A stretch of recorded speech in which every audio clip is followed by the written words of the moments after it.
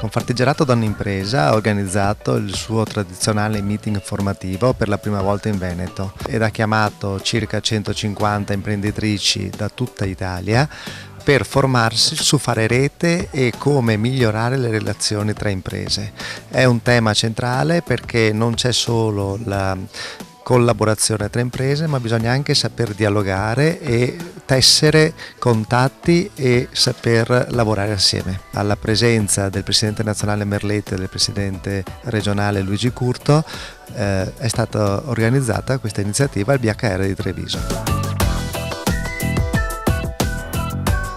Da tempo lei come Presidente dice che il mondo dell'artigianato rappresenta il bello e il ben fatto, la territorialità e le relazioni tra imprese. Le donne forse esprimono il top di tutto questo. Ma sono i numeri che sono impietosi nei confronti dei maschietti. Crescono fortunatamente, io dico, più loro di noi. Il sano terrorismo che viene fatto dalla politica, io mi permetto di smentirlo. Vuole per necessità, vuole per virtù, io credo molto di più a questa soluzione, o a questa spiegazione, o a questo motivo. L'anno scorso ho fatto sì, nel 2014, che nascessero 340 imprese al giorno in questo paese. Sarà un caso? E sarà un caso se molte di queste sono imprese al femminile? Secondo me no. E quindi tutto va in quella direzione. Purtroppo c'è una cecità, un'utopia, una stupidità, un'ignoranza che si guardano solo quando crescono il numero degli occupati, che poi in base a un decreto legge, come se per assumere serve un decreto legge, e non si guarda questi valori, perché mettersi in discussione, rischiare su se stessi con gli aiuti che spesso sono dati di questi giorni, con l'aiuto dei familiari, quindi con un doversi per forza autofinanziare, non è una cosa da poco. Come si fa a non capirla? Lei mi dice, ma tu che hai un ruolo nazionale come fai a non riuscire a spiegarlo? Purtroppo è così. I media spesso e volentieri rincorrono questi falsi fantasmi, dimenticandosi da quello che c'è. Ora, io credo che se si debba ripartire, o si deve ripartire da quello che c'è, non da quello che vorremmo che ci fosse. Non si può partire dal risultato per creare i presupposti perché questo ci sia. È un'assurdità. Eppure in Italia si fa questo, ci si dimentica del Made in Italy, che è una battaglia che Confartigianato, e anche qui in Veneto so che è stata combattuta in modo importante. Ce lo si dimentica. Perché? Perché si sta guardando il TTIP o altre cose che non ancora sono ben declinate, che non si sa, poi si meraviglia perché noi siamo terrorizzati, cioè non ci si fida più, e questa è un'altra cosa. Vede, quello che sta succedendo in questi giorni in Italia, con i problemi che ha Roma, e non solo Roma, perché purtroppo dà una spiegazione. In Italia ci sono delle cose che non si vogliono risolvere. Questa illegalità, quindi le tangenti, la corruzione. Ci mettiamo pure anche l'evasione, dove diventa facile il gioco al massacro. Diventa facile il gioco al massacro. E perché non parla di elusione? Cioè un'impresa che in Italia delocalizza, se ne va e paga le tasse altrove, perché magari paga il 25%, quanto qui siamo al 68,3% sull'utile lordo d'impresa.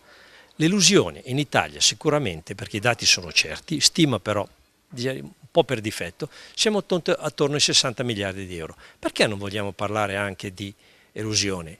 E parliamone con la consapevolezza che i piccoli non possono eludere. Sono qui, sono sul territorio, hanno quella valenza sociale, oltre che economica, che ha tenuto in piedi questo Paese. Ecco, questo è il mio grande rammarico, che a volte le fa effettivamente venire il magone e voglia di piangere. Presidente, lei in chiusura del suo intervento ha ricordato che anche la Confartigianato comunque guarda al rosa, ci sono presidenti regionali donne, ci sono ruoli importanti anche in Confartigianato. Quando ci sarà una presidente donna in Confartigianato? Non lo so, può essere l'anno prossimo. Io ho finito, no, avrei ancora un mandato, però se non mi vogliono può essere una donna, che una donna sia. Anche quest'anno vi siete trovate, questa volta per la prima volta in Veneto, per il vostro tradizionale meeting formativo. Non è un convegno, è proprio un appuntamento di formazione dove circa 150 donne imprenditrici si incontrano ogni anno per affrontare un tema. Quello di quest'anno? Allora, quello di quest'anno in realtà segue quello dell'anno precedente. Noi l'anno scorso abbiamo iniziato a parlare di reti di impresa, l'abbiamo affrontato da un punto di vista tecnico l'anno scorso, mentre invece quest'anno siamo andati ad approfondire perché c'è la necessità, visto che noi siamo un po' degli animali singoli o unisoli, se mi lasciate passare il termine, e quindi di conseguenza avevamo la necessità di saperci relazionare con l'altro per proprio fare questa rete. Il Movimento delle Donne quindi è il secondo anno che porta questo tema, è un tema molto sentito e anche dagli interventi che sono stati fatti dai vari presidenti poc'anzi risulta proprio che la rete è la chiave di volta per riuscire a realizzare un business in un mondo diverso, in un modo diverso, e quindi è necessario fare formazione e noi donne in genere abbiamo sempre questa ansia del fatto di non essere sempre mai preparate, e quindi la formazione è proprio uno dei nostri temi ai quali teniamo molto e quindi ci sta molto a cuore. La prima esperienza, diciamo così, nazionale da nuovo Presidente del Capitolato del Veneto, abbiamo ospitato il meeting formativo nazionale delle donne. A quanto pare in questo periodo di crisi, che poi è un cambio di pelle dell'economia, le donne sembrano avere una marcia in più.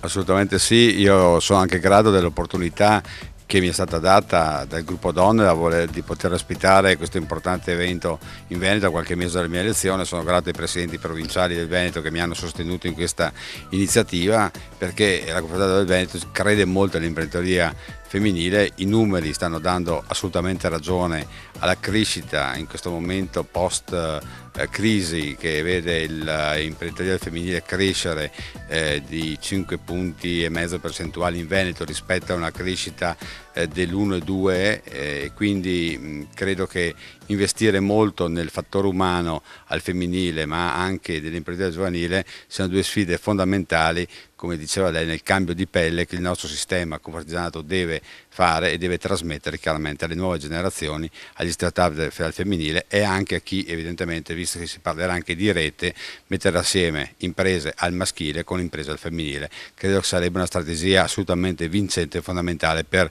cavalcare e superare questo momento di grave crisi. Si parla di rete e del compito delle 7 associazioni provinciali che hanno contribuito tutte per dare così un presente alle partecipanti. Lei ha anche sottolineato che questo è proprio un motivo importante per rilanciare la visione turistica del Veneto, far vedere a degli imprenditori anche di altre parti d'Italia le bellezze di questa regione, perché il turismo è un aspetto che la Confartigianato vuole seguire da vicino.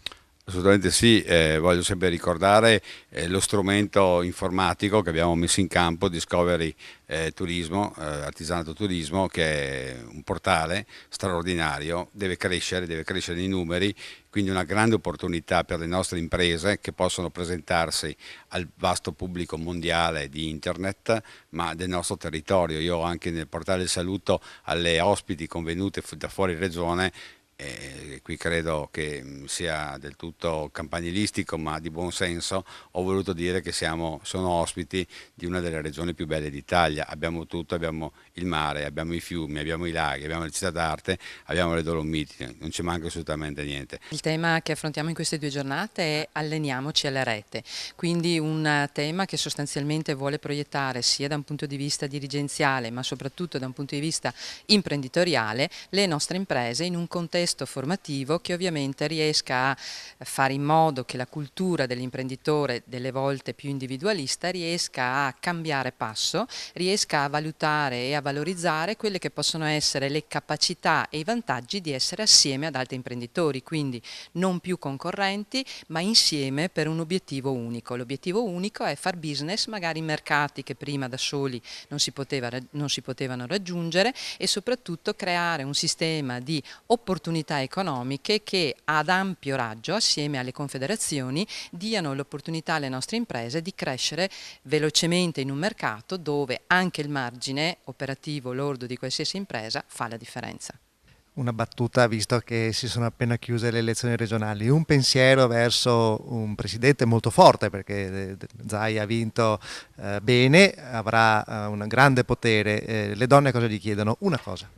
Io credo che al Presidente Zaia innanzitutto facciamo un complimento per l'ottimo risultato, ma chiediamo l'attenzione all'imprenditoria femminile. La Regione, anche nel precedente mandato, ha dato tramite bandi, tramite attenzioni normative, un forte contributo all'imprenditoria femminile, anche come sostegno economico. Occorre rinnovare questo percorso perché i prossimi 5 anni sono anni in cui la sfida si fa ancora più difficile. Quindi io chiedo al Presidente Zaia di lavorare sul tema delle reti in genere, ma soprattutto di riuscire a creare dei sistemi di sostegno sul credito che siano sia per le imprese che ancora non sono in rete, ma soprattutto per l'evoluzione delle reti. Voi avete ospitato, se avete avuto l'onore e l'onere di ospitare questo evento formativo del meeting annuale qui in Veneto a Treviso. Avete vinto, avete sbaragliato la concorrenza con il vostro progetto e avete fatto una sorpresa alle 150 ospiti. Li avete accolte con un percorso, una mostra che esalta la donna e che parte dalla hall dell'albergo e viene su fino alla sede del convegno. Ce la racconta un po'? Arte Madre si chiama, giusto? Arte Madre, sì, Arte Madre è un omaggio che noi come Confartigianato Donne Impresa vogliamo fare alle imprenditrici, perché ogni imprenditrice prima di essere un'imprenditrice è una donna, quindi la mostra voleva essere proprio un percorso di sensibilizzazione e di valorizzazione dei valori della donna. E in che modo? Abbiamo esposto le opere di 14 creatori, sono tutte creatrici e questo non è a caso, le abbiamo scelte proprio perché sono donne, perché riteniamo che la donna sia la madre di tutto e quindi da lei nasce ogni valore che poi noi riportiamo anche nel nostro lavoro di artigiane. Questo per dire che quando una donna lascia esprimere ciò che lei ha dentro, le proprie risorse interiori, che sono molteplici perché sono legate al fatto che lei dona la vita e quindi ha una forza interiore che è innata e che deriva proprio dal fatto di essere madre. Riporta questo stato d'animo di positività e anche di felicità poi e di positività, di creatività, aggiungo anche questo, nel proprio lavoro di imprenditrice. Poi come Confartigianato Treviso avete fatto un'altra piccola sorpresa, avete fatto anche un video che ha emozionato la sala, con il quale avete in qualche modo ricordato anche le difficoltà che le donne hanno attraversato e attraversano, magari non in Italia, con il rapporto con la società. Sì. Sempre perché questo nasce dai valori proprio della donna. È un video che è un video di arte, è un video di cultura, di arte, di sensibilizzazione. Perché? Perché nei momenti difficili, e soprattutto poi noi lo vediamo nel nostro territorio, mentre l'uomo, e parlo proprio l'aspetto maschile dell'uomo, si identifica con il proprio lavoro e la propria attività, la donna invece ha la capacità di andare oltre e quindi di non cadere, diciamo, nel baratro proprio interiore e riesce in qualche modo, nonostante le difficoltà, a riemergere. E in che modo? Ritrovando i valori propri della donna. Io non perché sono donna, ma dico veramente la donna dà la vita, quindi la forza che è intrinseca a questo è veramente infinita, quindi non c'è in un certo senso problema o difficoltà che la donna non possa affrontare. Oneri e onori, avete voluto e siete riusciti ad ospitare questo meeting formativo nazionale che è una grande occasione anche per presentare un territorio straordinario. Sì, è una grande opportunità, abbiamo lavorato in questo senso con la collaborazione naturalmente della FRAVE, la nostra regionale. Siamo orgogliosi di ospitare questo evento che non è di tutti i giorni e ci dà merito del lavoro che abbiamo fatto. Avete anche fatto una piccola ricerca, un sondaggio e avete analizzato il valore sociale e intrinseco delle imprese artigiane ed è emerso che le donne ne sono una parte integrante e forse sono addirittura più forti degli uomini nell'affrontare le difficoltà delle aziende. Sì, da questo punto di vista hanno un equilibrio diverso dall'imprenditore, vedono delle cose che l'imprenditore non vede, l'imprenditore maschio, hanno una sensibilità diversa ed è, direi, complementare all'attività dell'imprenditore maschio.